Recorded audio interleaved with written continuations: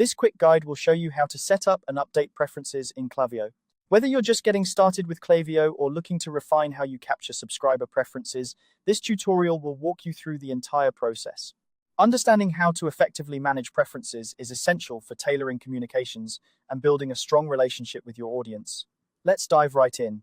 First, you'll want to navigate to the Audience section. This is your hub for managing subscribers, organizing segments, and accessing profiles.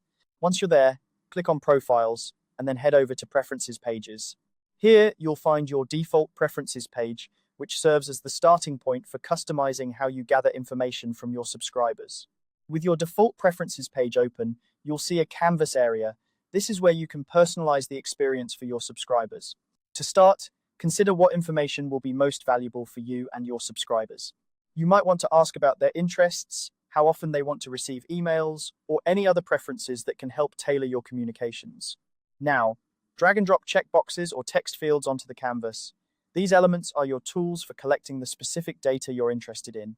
For example, if you want to know how often a subscriber wants to hear from you, you can use a checkbox to offer options like daily, weekly, or monthly updates. Or, if you're interested in their specific interests, a text field can allow them to type in their preferences. After setting up your input fields, it's crucial to ensure that the information your subscribers provide is saved correctly. This is where mapping comes into play. In the left panel of your Preferences page, you'll see options to map each input field to a profile property. Think of profile properties as individual data points linked to each subscriber's profile.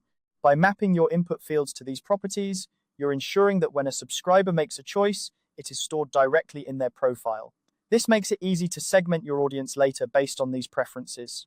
Once you're satisfied with how everything looks and you've mapped all your input fields, it's time to click Publish. Publishing your Preferences page makes it live, allowing subscribers to start interacting with it immediately. This is a crucial step, as any changes you make won't take effect until you hit that Publish button. And there you have it, you've successfully set up and updated your Preferences page in Klaviyo. By doing this, you're not just collecting data, but empowering your marketing strategy by making it more personalized. Remember, the more you know about your subscribers, the better you can serve them with relevant content that resonates. Keep in mind that as your business evolves, so too might the preferences of your subscribers.